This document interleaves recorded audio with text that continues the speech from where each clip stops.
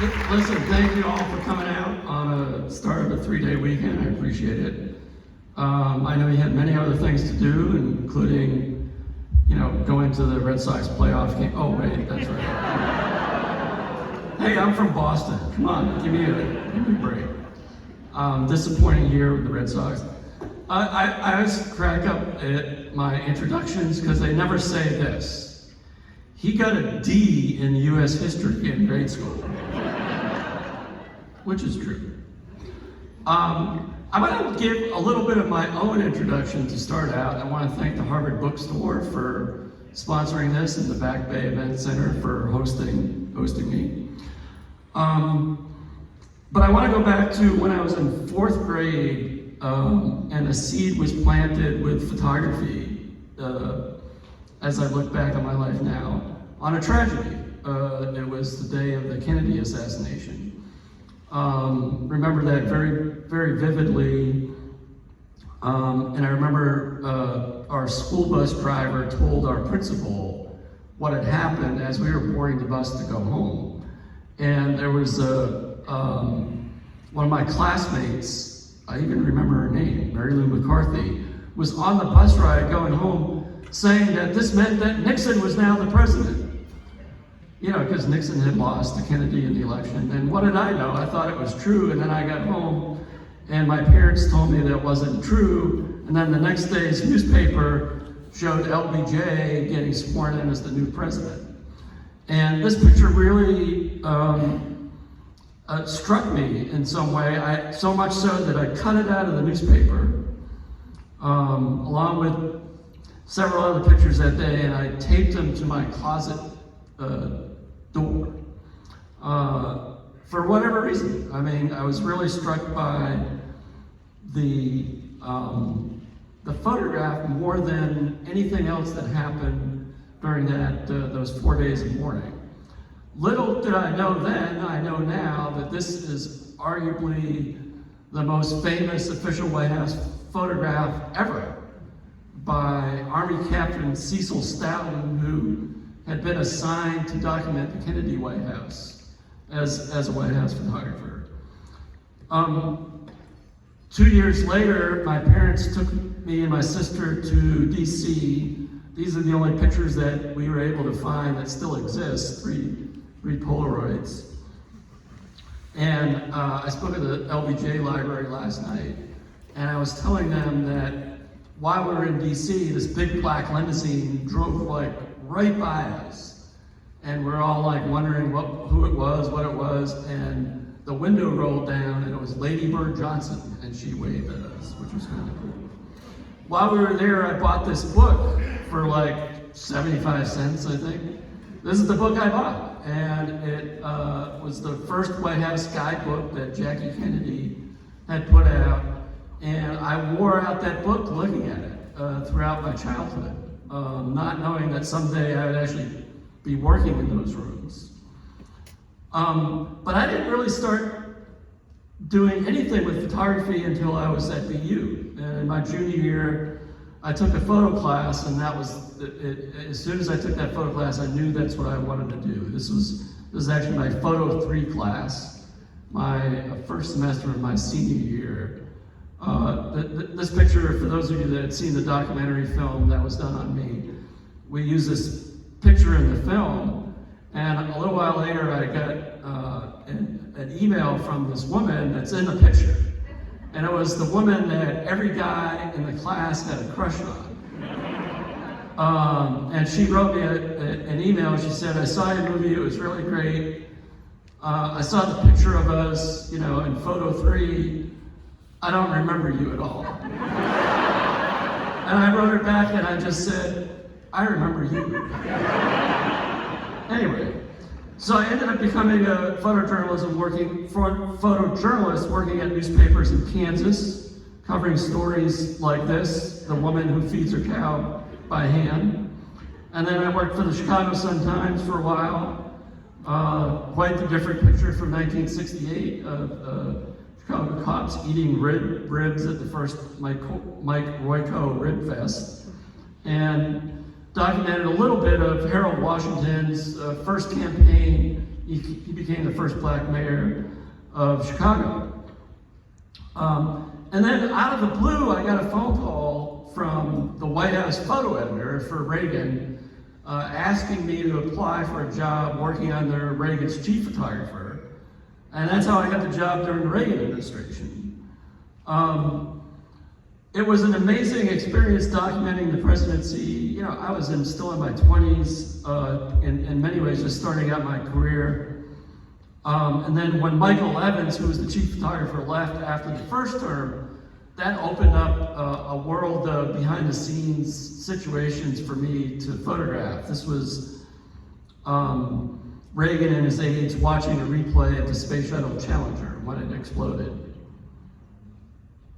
I covered all 4 summit meetings with Gorbachev, including the one in Reykjavik, Iceland, which did not end well, as you can tell by the look on their faces. This is the final conversation they had before Reagan got in the limousine. And then I was always on the lookout for these little moments like this, of Reagan throwing a paper airplane off a hotel balcony in Los Angeles. And I found myself in some very intimate situations, including the day after Nancy Reagan's breast cancer surgery, he went to visit her at Bethesda Naval Hospital. So I did that for a little over 5 years, and then I kind of returned to being a photojournalist, which I thought I would do for the rest of my career. I just want to show you 3 quick things that, are kind of a highlight of that period of time for me. One was right after 9/11, I went to Afghanistan and I covered the beginning of the war before there were any US troops on the ground. It was at that point just an air campaign. And I kind of snuck in through Tajikistan in the north, spent a couple weeks there, and then crossed the Hindu Kush Mountains. This is at like 15,000 feet, to get into the Panjshir Valley. And then I hooked up with the local fighters, the Northern Alliance, as they were fighting the Taliban.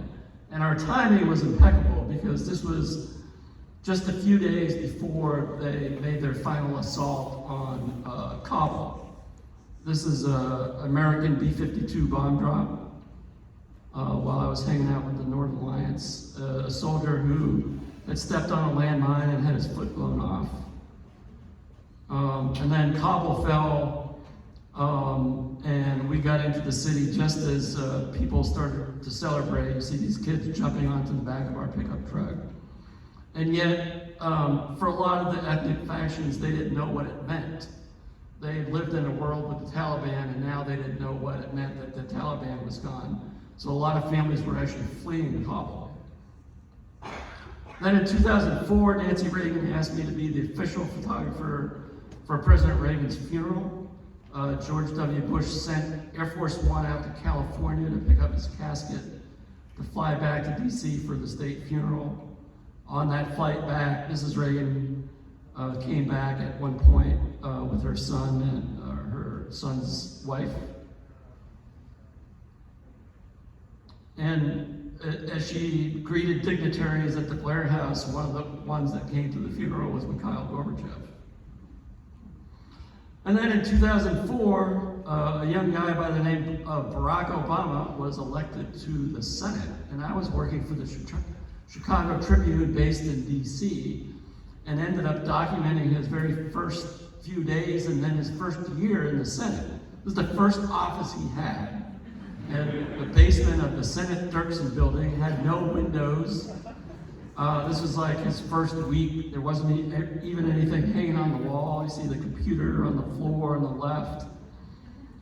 And then the first day, the day that he was sworn in, his family came to town. And like I've just met the guy, and I'm like 3 feet away from him. And he's in his office, I'm the only photographer there. He's eating a sandwich, you see it in the cheek of his mouth, and you see Sasha designing the other half. But I was amazed that I was in such close proximity to him, and it was as if I wasn't even there. He just let me go about my business as he went about his business. And for a photographic subject, for a photojournalist, that's the kind of subject you want. I ended up, for the Tribune, traveling to 6 countries with him. over 2005 and 2006, including we went to Russia and we were in Red Square. He was walking around in Red Square and not a single person recognized him. So I was very cognizant of trying to make those pictures, knowing that someday this guy's probably going to be a national figure. And then in 2007, the day that he announced he was running for president, I was backstage just before he walked out to make the announcement. And to me, this is a symbolic picture because he's about to walk out that door, and whether he knew it or not, his life is never going to be the same. And you can kind of see that anxiety in everybody's faces. And then I covered a little bit of the campaign. This is election night in Grant Park. So about 2 weeks before the inauguration, I got a phone call, and he asked me to become the chief official White House photographer. So this was going to be my second stint at the White House, but this time as like the top guy. And my first day was 20 years to the day after I left the Oval Office with Reagan in 1989.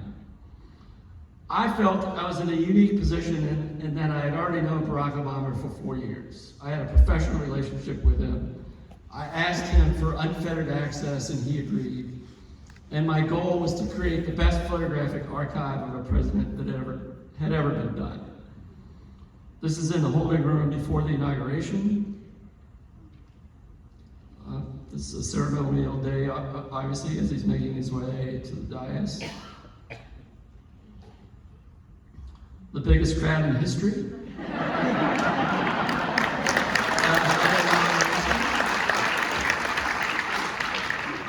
It never occurred to me that many years later, my photographs would be used as evidence. And then a peaceful transition of power. Thank you, George W. Bush. And waving as the Bushes flew away. This, of course, was very much a ceremonial day, as I said. At one point, they got out of the limousine and walked down Pennsylvania Avenue. But these are the kind of pictures that I was really striving to achieve, the behind-the-scenes moments. This was in a freight elevator going from one inaugural to another.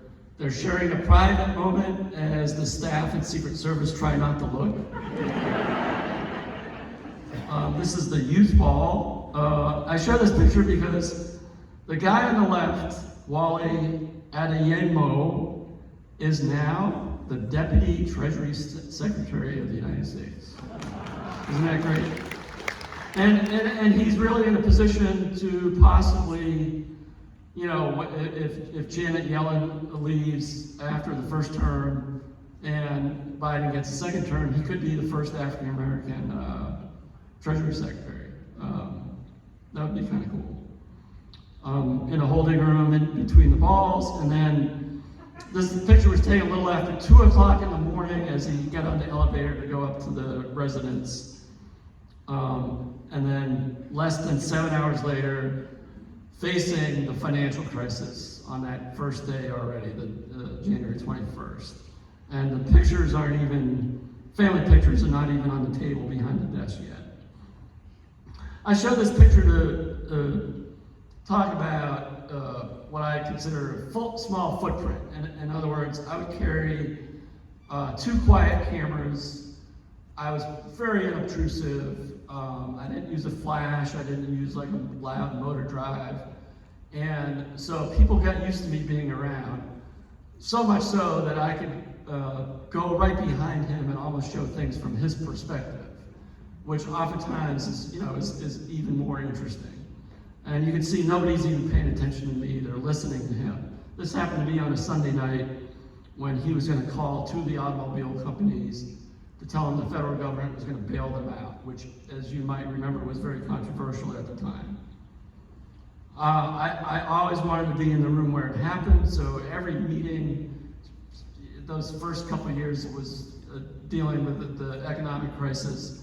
I was in every meeting, just looking for these moments where he's deep in thought, looking for pictures that evoke mood. This is on the White House colonnade, returning to the Oval Office one night after having dinner with his family. He talks about the walk on the colonnade in his the first memoir that he published. Was that 2 years ago, I guess? And this is what he said. He said, "That walkway would frame my day. A minute-long commute from home to office and then back again. The place where I'd gather my thoughts, girding myself for this decision or that slow rolling crisis." He also had an office in the residence. It was in a room called the Treaty Room, and he usually worked in there after dinner most nights by himself, reading his binder for the next day, sometimes making phone calls. Usually he would have a basketball game on in the background. This was late one Thursday night. He was calling the president of South Korea after North Korea had launched a missile. Not to say that, there wasn't some hijinks. I love the contrast in this photograph where his legislative director's making a serious point to him as the meeting's breaking up. You got Axelrod in the middle, his political strategist stressing about something. And then you got Gibbs and Reggie Love horsing around with a football. And this was an early healthcare speech that he had been working on with John Favreau, his chief speechwriter at the time. It was about a 12 or 15-page draft. He took it up to the residence overnight in that Treaty Room office that I showed you. And when he came back to the Oval Office the next morning, every page looked like this. So I think it's such a good reflection of how involved he was in the writing and editing, especially of his major speeches, that the words that came out of his mouth were important to him. There's some shade there too. Probably one of the better days was the day that the Affordable Care Act passed, and they watched the House vote in the Roosevelt Room on a big screen TV. And I usually show this one picture, but throughout that day, I made, just to give you an idea of what my days were like, I made 1,475 photos that day. I won't show them all. I always felt that part of my job was showing him as a human being too. I mean, he was obviously a husband, and he was the dad of two young girls. Sasha and Malia were 7 and 10 when he was inaugurated. So I was always looking for moments between the two. This is before an event out on the South Lawn. They were inside the map room.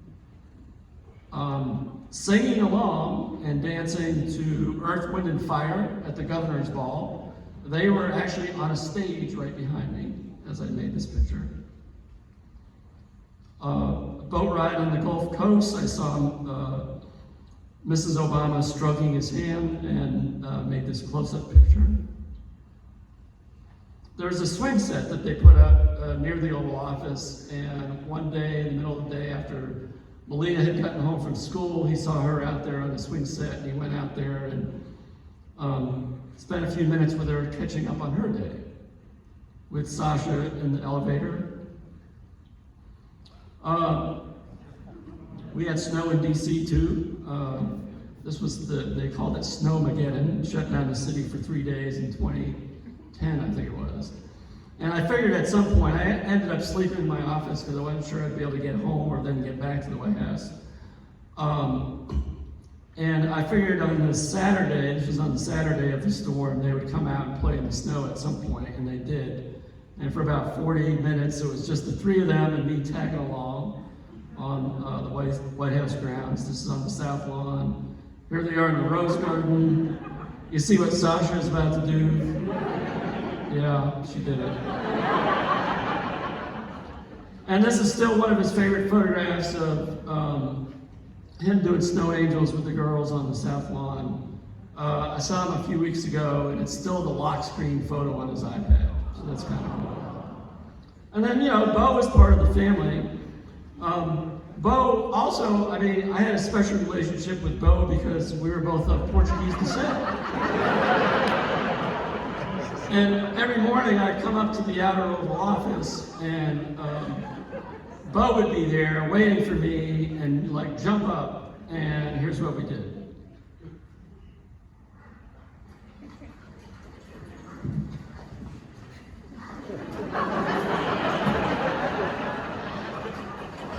Come on, Bo.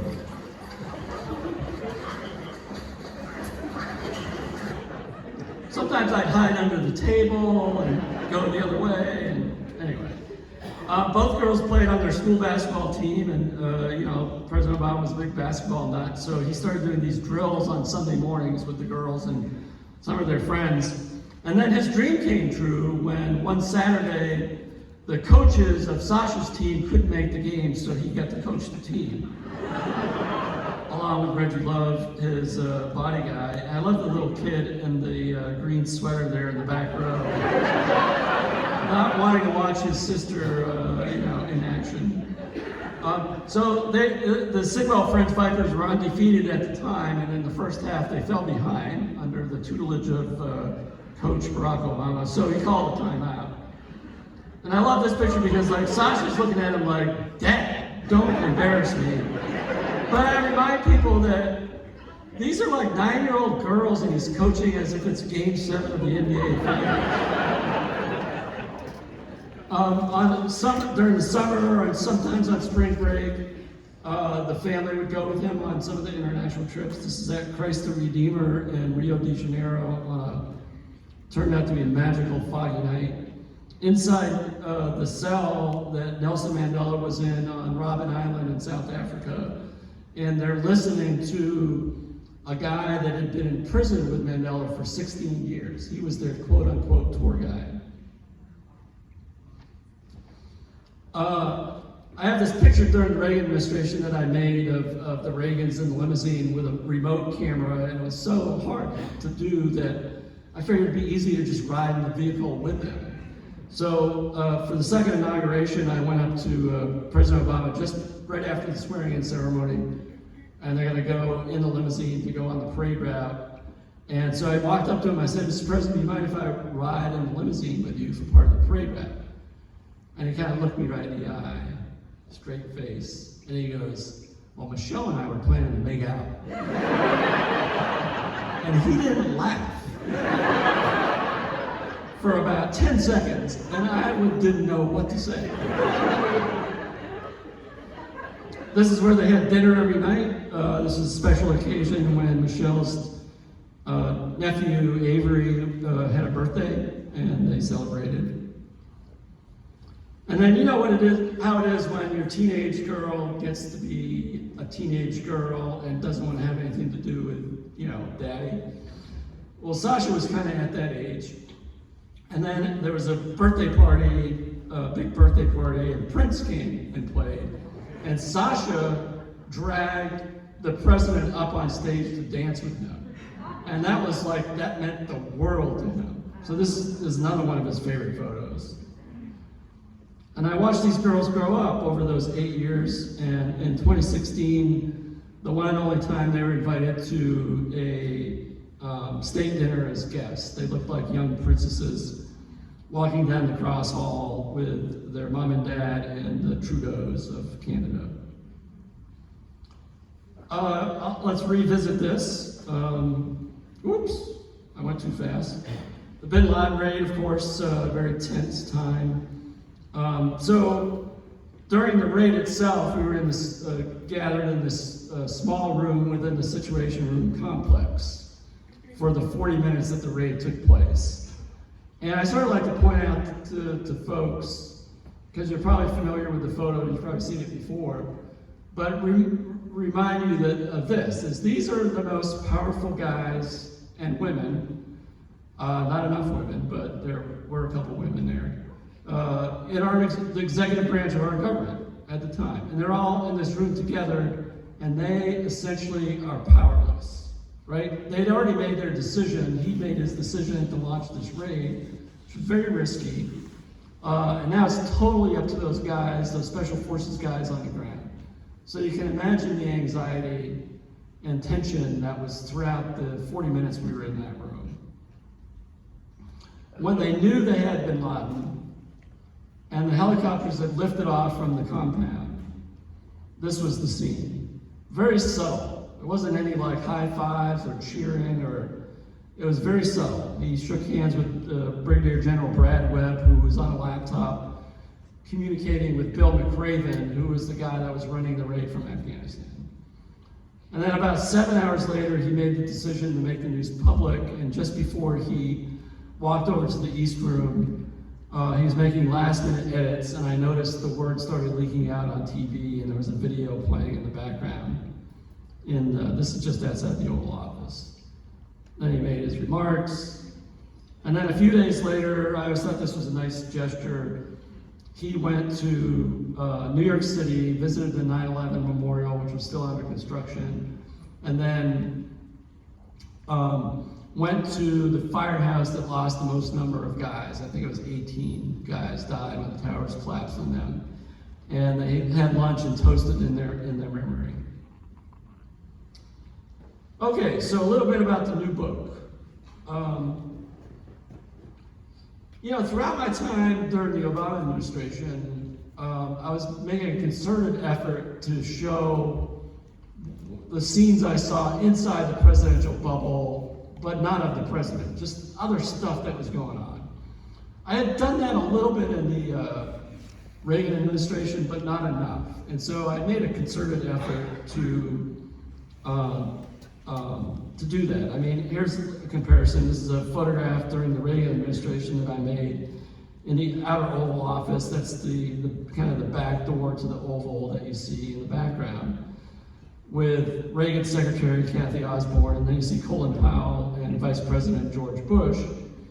And then during the Obama administration, very, very kind of similar scene. Maybe the body language is a little different. So I started thinking about whether there was if I could do a book, if I went through my archive of photos, if there was a book in this. And then I started thinking about, there's a guy named Yoshi Okimoto, who was LBJ's photographer, who I think is like the best White House photographer ever. So I was really, loved his photographs of LBJ. So I went to the LBJ library website and started searching around to see if he ever did any pictures away from the main action. And I started looking for pictures that I thought might be interesting compared to the Obama administration. So this is a Yoshi Okimoto photo of guys on one of the support helicopters. Look how they're dressed. Look at those headphones. They're all white guys. And I found a similar picture that I had made during the Obama administration, but yet very different. 95-cent earplugs, a black guy who is with the White House Communications Agency, and a white woman who was one of the White House nurses. Then on Air Force One, I found this picture of Liz Carpenter, who was Lady Bird's press secretary, and on the table were cigarette packages and juicy fruit. And then by the time of the Reagan administration, you couldn't smoke on the plane, so those cigarette packages became M&Ms and jelly beans. And then the 747 now during the Obama administration. So that was kind of like the way I was thinking that maybe I should do a book of what it was like in this 8-year period, because in 50 years, these pictures are going to look completely different to people looking back on them. So that was the impetus of doing this book. So I showed a few pictures from the section on the West Wing. This is a son of a staffer walking into the Oval just by himself. I think he was just started walking. He was like 1.5. And the great thing about the Oval Office is the light is always different depending on the time of the year and the time of the day. And in the winter, the sun's really low, there's no leaves on the tree, and you get these big beams of light splashing in. So I'd always be fooling around with the light in the Oval Office. This is his personal secretary, Katie Johnson, leaning on the desk, and I exposed for her so everything else goes dark, including the president, who you can't see on the left. Just looking at these still life scenes on the desk. Those papers, by the way, went to the National Archives.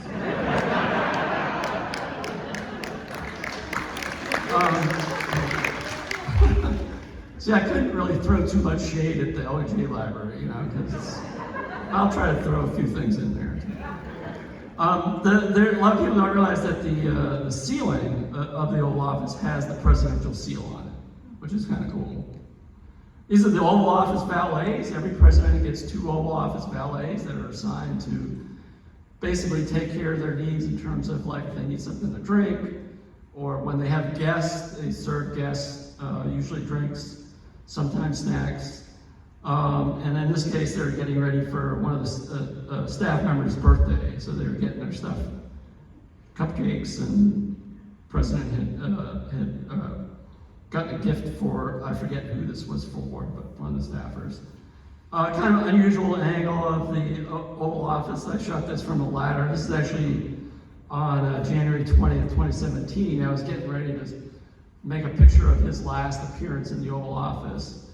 And while I was getting ready, Brian Mosteller and Ferial Govasheri, the 2 Oval Office aides, outer Oval Office aides, were checking to make sure he hadn't left anything behind. So they're looking in all the drawers and stuff like that.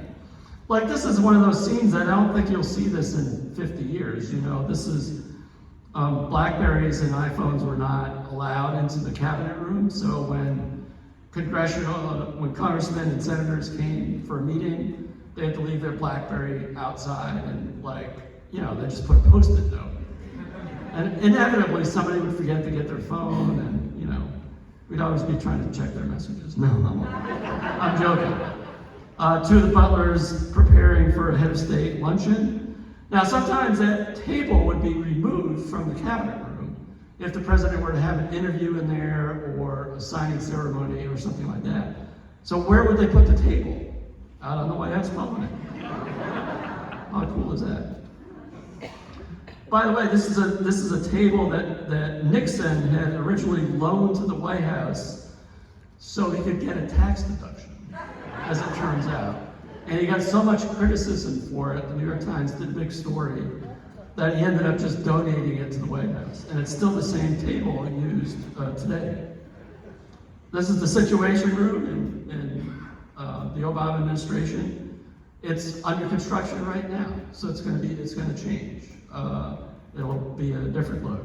I'll point out 2 things. One, if you look on the far left in the yellow highlight letters, it says top secret SCI, which we've been hearing a lot about with the documents at Mar-a-Lago. And then if you look on the screen, they've got people piped in from everywhere, essentially. You know, Samantha Power from the UN, Jim Comey was traveling, I think he was in California. But interestingly enough, you've got the vice president on Air Force 2, and they're able to do a secure video link. So the communications are pretty incredible. Ferial Govasheri and Bo. Ferial was born in Iran, worked for the Obama administration all 8 years, and the last 3 was his personal secretary. This is Brian Mosteller, who is the director of Oval Office Operations, and in this case was holding up a mini basketball hoop so President Obama could take some shots. And we finally figured out how to fasten it up there so Brian didn't have to hold it. And I'll confess that some days after work, when the president had gone home for dinner, I would play basketball.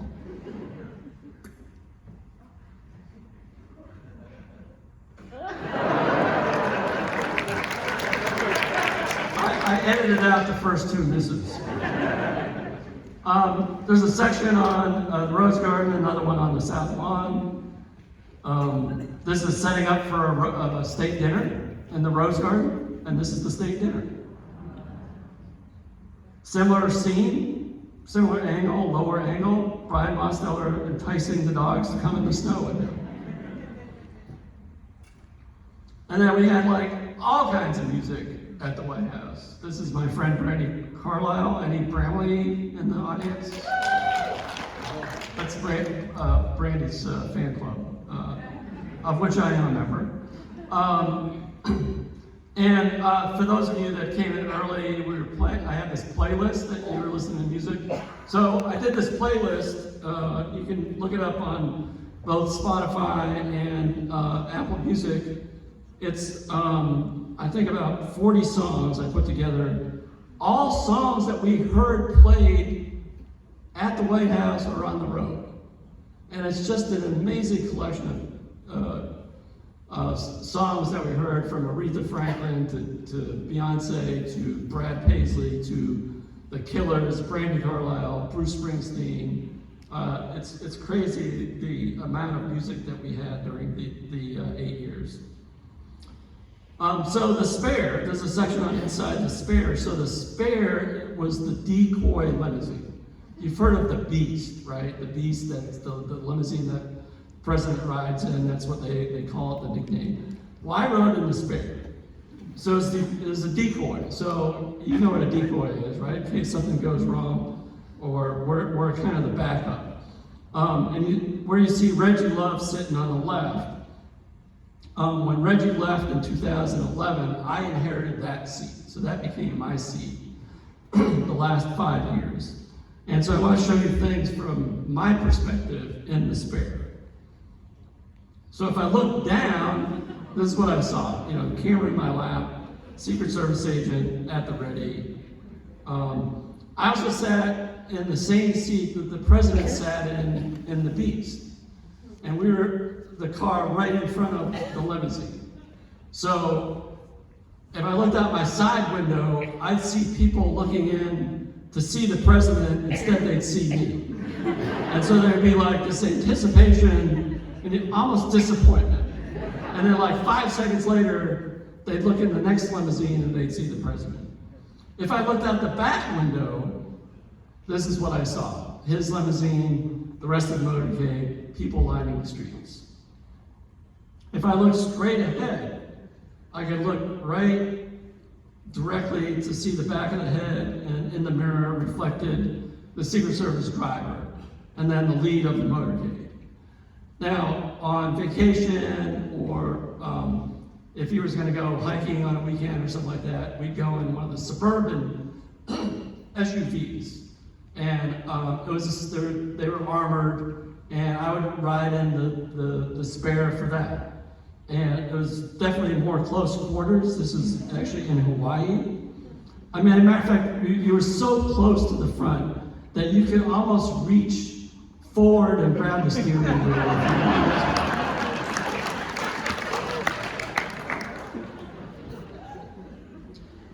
I think I left my water on the table. Did I leave my water here or not? Sorry. Hang on.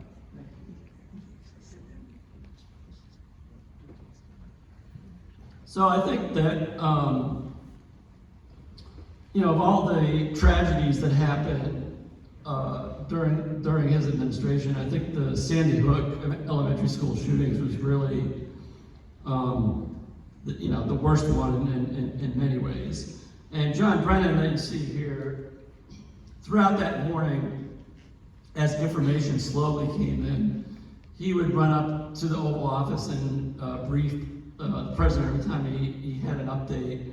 And finally, later in the morning, came up and confirmed that, in fact, 26 people had been killed, including 20 first-grade kids were shot and killed. And this is his reaction. And I tell people that, I think he's reacting in the horror of imagining what that must be like for those parents, right?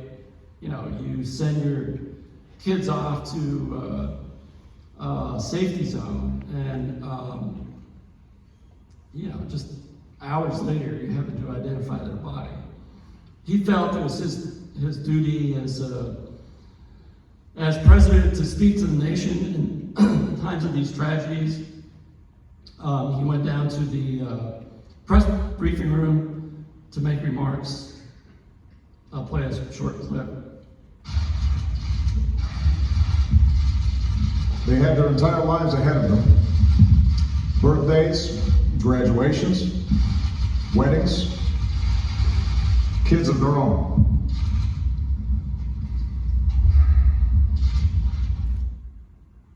This evening, Michelle and I will do what I know every parent in America will do, which is hug our children a little tighter. And we'll tell them that we love them. And we'll remind each other how deeply we love one another. But there are families in Connecticut who cannot do that tonight. And they need all of us right now. In the hard days to come, the community needs us to be at our best as Americans. And I will do everything in my power as president to help. 2 days later, he was invited to Newtown for a public memorial service that fell on the same night of Sasha's dance recital. So before we flew up to Connecticut, he went to the auditorium in the afternoon to watch Sasha's dress rehearsal and sat in a box by himself, working on his remarks for that night. And then when Sasha was dancing, he would watch her. We flew up to Newtown, and before the service, he spent a few hours with the families, greeting each of the families individually. This is Francine and David Wheeler. Their son Benjamin, who was 6 years old. They called him Ben. He liked lighthouses. He was shot and killed, and they're showing him photos of Ben. In the foreground is Ben's brother Nate, who is in an older grade, I think he was in 4th grade, and he hid in a school supply closet while the shots rang out.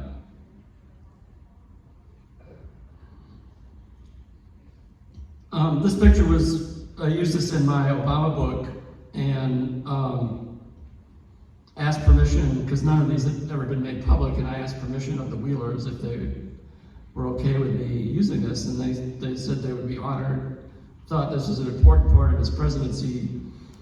And Francine told me at the time that this day is such a blur to her. As you can imagine, like, this is the worst possible thing that can happen in her life, and under those circumstances, there being the President of the United States. And she said the whole day is a blur to her, but she'll never forget this hug. He then retreated to an empty classroom to gather his thoughts and attended the memorial service with other officials. I'll just read a couple of lines from his remarks that night.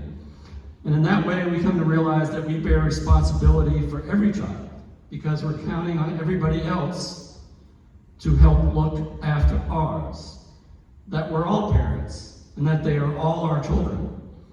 This is our first task, caring for our children. It's our first job.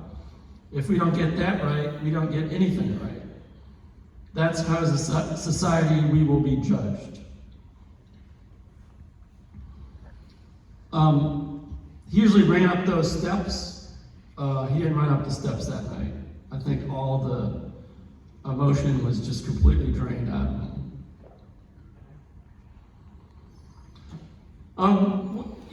One of the things that was a big part of my photography during the Obama administration was trying to photograph the way he interacted with other people. I thought that really could show what kind of a person he was. This has become kind of a symbol of his presidency almost, and I think, you know, as the first African-American president, it really resonated with kids of color. This is young Jacob Philadelphia, who had come into the Oval Office with his parents and his brother, and had said to the president that his friends had told him that his haircut was just like the president's. That's what his friends had told him. And with that, President Obama bent over, said, "Go ahead and touch it." Jacob touched his head. I got one frame of it, and fortunately you can see his eyes, and you can see his hand touching his head. Update on Jacob. Jacob is now 18. Just this past year graduated from, or earlier this year, graduated from high school, international school in Africa, where his dad was doing a foreign service post. And I did a Zoom with him on his just before his graduation. he wore his cap and gown and everything for me, which was kind of fun.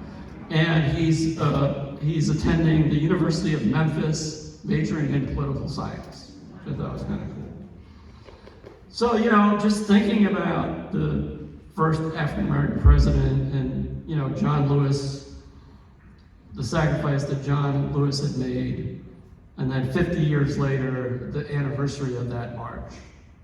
Hugging John Lewis after he introduced the president, and then reenacting that walk across the bridge. The symbolic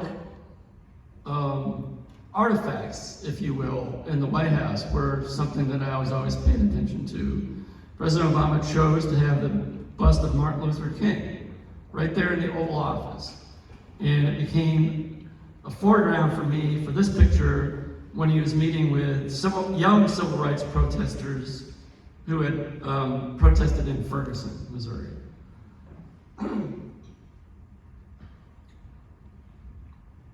Famous picture of Rosa Parks, of course. And then in 2012, President Obama on that bus, on the bus that Rosa Parks was arrested on, which is now at the Henry Ford Museum. This famous painting, The Problem We All Live With, by Norman Rockwell. It depicted 6-year-old Ruby Bridges, the first African-American child to desegregate the all-white elementary school in Louisiana.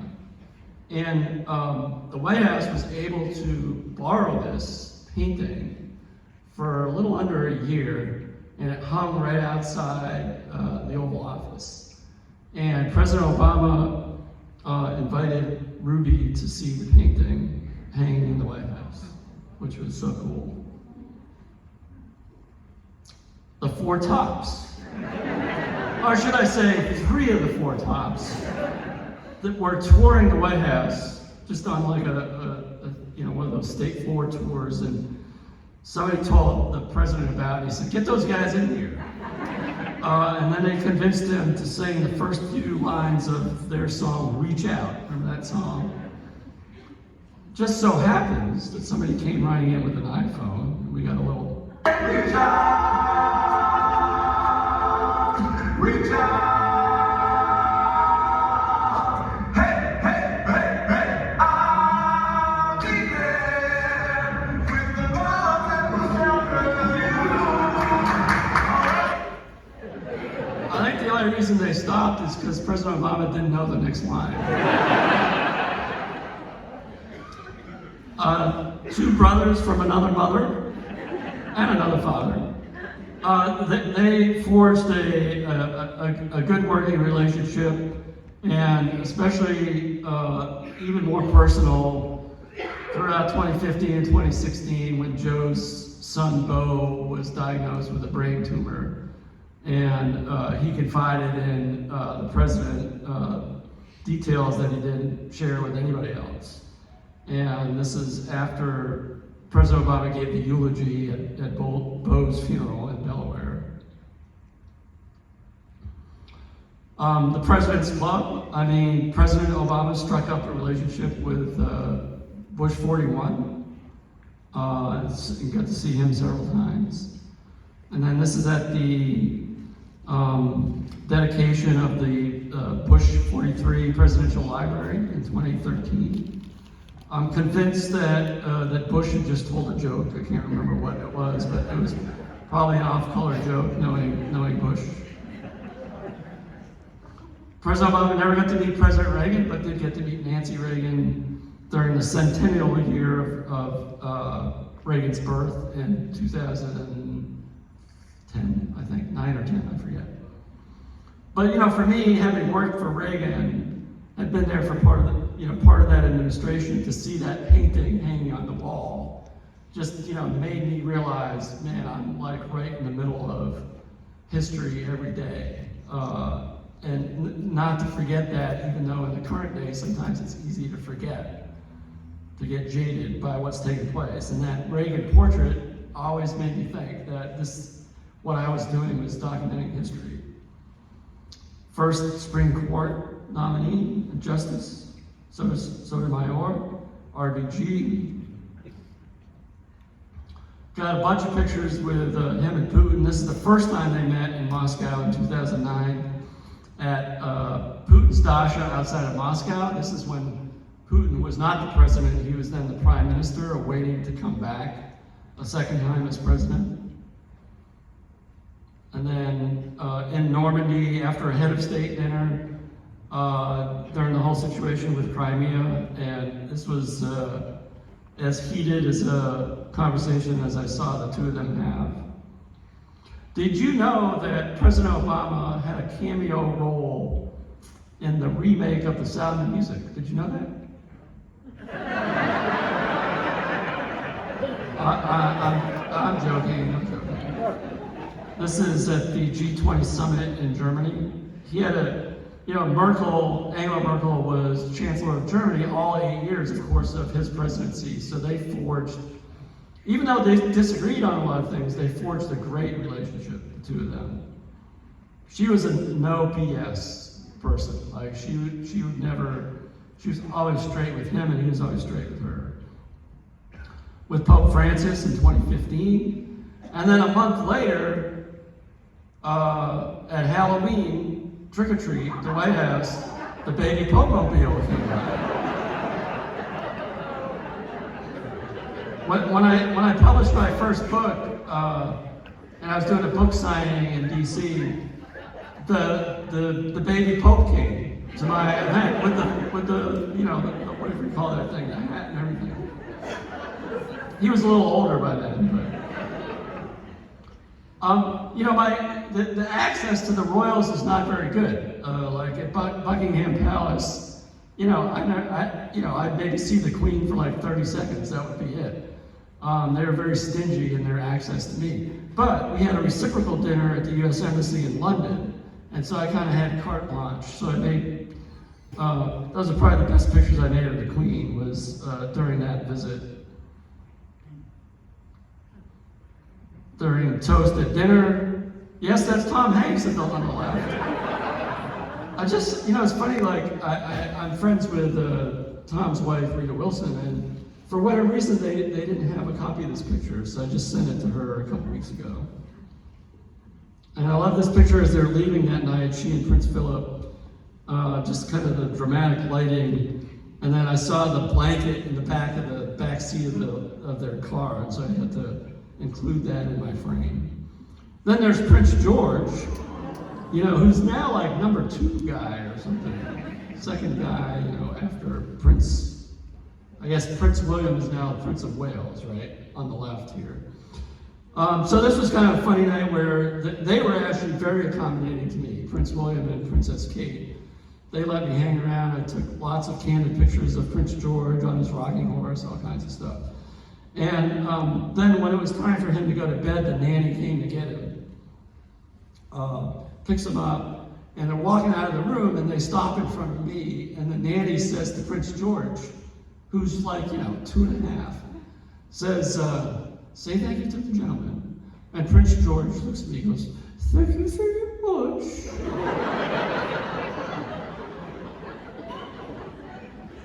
But what was not lost upon me is that 26 or 7 years before I made this picture, I made a picture of Prince George's grandmother dancing with John Travolta at the White House, if you can believe it. So I was also looking for just normal Joes, right, that he would run into. This is the fist bumping one of the White House custodians in the White House Executive Office building. Then there was the day that he just left the White House without telling the Secret Service. I mean, they came with him, but he didn't give them any advance notice. And he went to get a tea at Starbucks, and he stopped to see the hot dog vendor at the corner of 17th and Pennsylvania, a guy who had emigrated from Afghanistan, which was kind of a cool story just in itself. So we used to hang these pictures on the walls of the West Wing, so that when staff and Secret Service would give their families tours of the West Wing, they get to see the Oval Office at night. They'd also see all these cool behind-the-scenes pictures that we would hang on the walls. So this was one of the pictures that we hung on the walls. And then, after like a month or two, we took it down and replaced it with another picture. And then like 6 months later, we got word that one of the White House staff members had befriended this guy and was going to give him and his family from Afghanistan a tour of the West Wing. And so we went and got that jumbo and put it back up. So when he took his family on the tour, they're seeing all these pictures of President of the Oval Office, blah, blah, blah, and then there he is. I had a good staff, so we made that happen. And I wasn't there that night, but one of my staff members was there and said that they were all crying. They were so proud. This is a woman, Rebecca Erler, that had written him a letter. And when he was going to Minneapolis, where she lived, he invited her to lunch at Matt's bar. And this is Obama the prankster. So this is Martin Nicholson, the White House trip director, who had been trying to lose weight. And we were headed back to the motorcade. We always go through the kitchens and locker rooms. It's like the women's volleyball locker room at the University of Texas, I think. And Marvin was way out in front. He saw the scale, so he was checking to see how he was doing. Meanwhile, the rest of us come up upon him, including the president. Marvin doesn't know he's behind him. And he's pushing his foot on the scale, and Marvin keeps sliding the slider to the right. So everybody was in on the joke except for Marvin. With Anthony Bourdain at a small Vietnamese restaurant in Vietnam. And then every 3 or 4 months we go to Walter Reed and visit wounded soldiers. I went on every one of those visits over the 8 years. This is the one that was a gut punch, I think, to both President Obama and myself. This is Corey Remsburg. He had been on patrol with another Army Ranger in Afghanistan.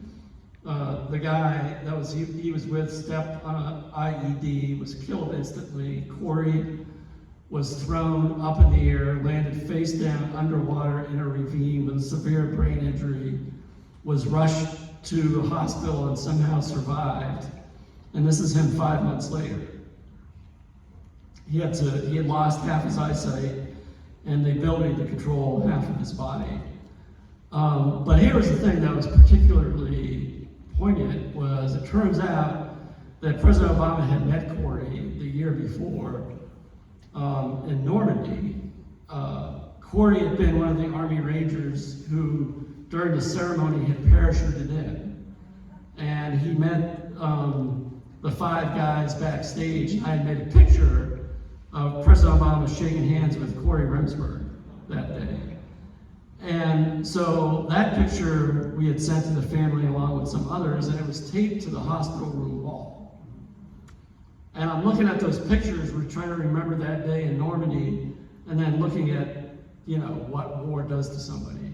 And it was such a gut punch to see the cost of war so vividly.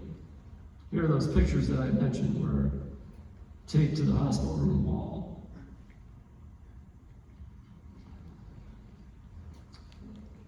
This is Bono and Alicia Keys having lunch with President Obama. This is one of those pictures that oftentimes I'm the only other person in the room, and he's looking back at me like, how cool is this? I think that was his exact words. So here's the story, is Bono comes in and says, where should I sit? And President Obama goes, well, sit wherever there's a chair. And Bono sees the guitar in the corner. Like it's from the campaign. It was like a rock the vote, memento. I don't think the guitar had ever been touched. Bono quickly tunes it and starts singing Norwegian Wood. Why? Because of these lines. This is a Beatles song. It goes, she asked me to stay and she told me to sit anywhere. So I looked around and I noticed there wasn't a chair. Now, who in their right mind thinks that quick? Bono, of course. And that's when President Obama says, how cool is this?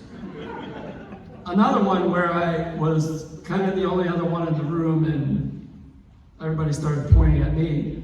Hillary had just finished her meeting with the president, like every week she'd have a meeting with her and the vice president, as the Secretary of State.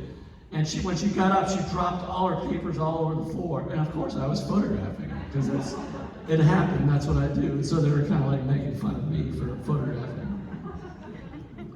Remember that little kid walking in the Oval Office? This is that same kid a few years later at Halloween.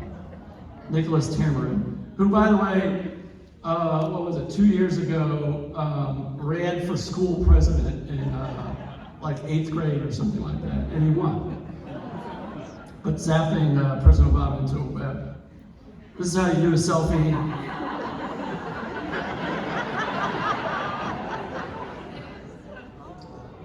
Ella Rhodes, the daughter of Ben Rhodes, National Security Advisor. Halloween was golden for me. So this was at the annual congressional picnic. Michelle picked up this crying baby. You see what the baby whisperer guy on the right is trying to do? Here's what happened next. I like the look on his face too, like, I got this. So like, literally, he started calling himself the baby whisperer.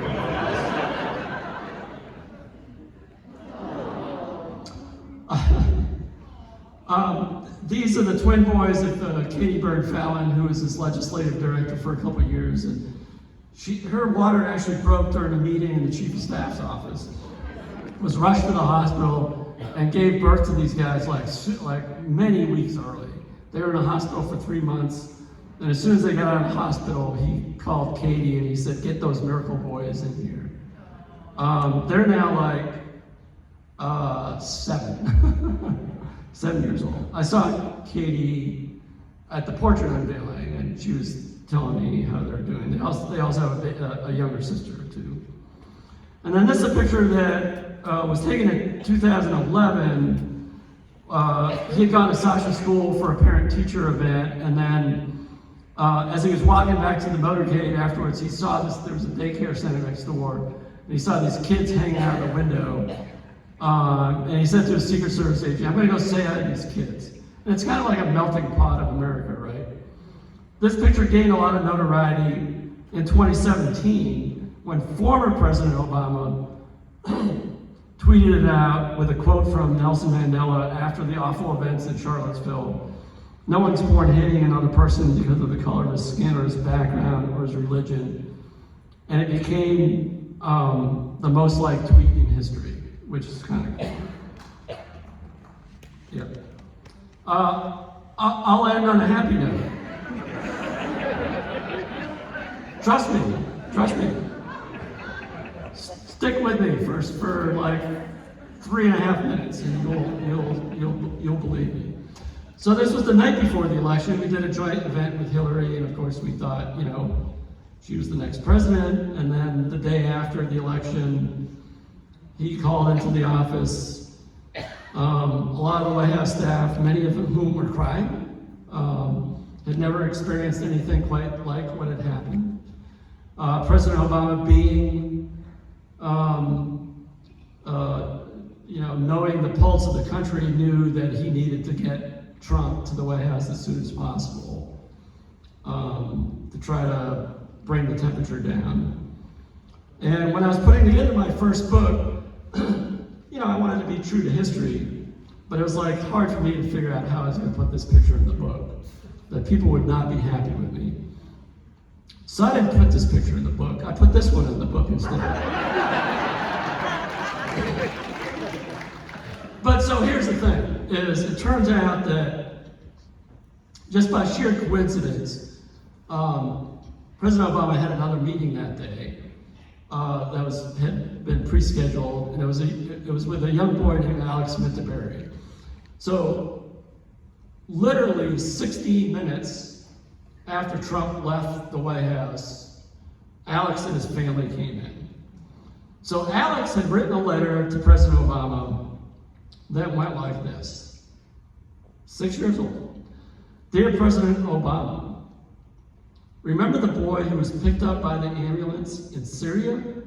You remember that picture of the kid in the back of the ambulance with a bloodied head that went viral? Can you please go get him and bring him to our house? Park in the driveway or on the street. And we'll be waiting for you guys with flags, flowers, and balloons. We will give him a family, and he will be our brother. Catherine, my little sister, will be collecting butterflies and fireflies for him. And here's a video that was re-recorded of Alex reading part of the letter. In my school, I have a friend from Syria, Omar, and I will introduce him to Omar, and we can all play together. We can invite him to birthday parties, and he will teach us another language. Since he won't bring toys and doesn't have toys, Catherine will share her big blue strawberry white bunny, and I will share my bike, and I will teach him how to ride it. I will teach him addition and subtraction. Those are the words of a 6-year-old boy. He teaches us a lot.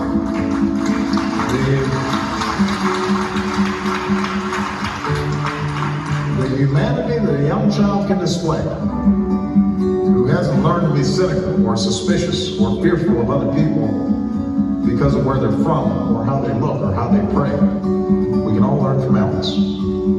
Alex, 6 years old. So this 6-year-old, he's now 12, I guess, or 10. I keep in touch with him and his family. This 6-year-old son of 2 Albanian immigrants, to me, was more empathetic, more compassionate, more understanding, and knew more what it meant to be an American than the guy that had just left the Oval Office 15 minutes before. And to me, if this generation is like that, then it's up to us, all of us, that if we don't like what's happening, that we can do something about it by voting. So my last words to you are, make a plan to vote on November 8th. I've already voted, actually, in Wisconsin, because we have absentee ballots. And thank you very much.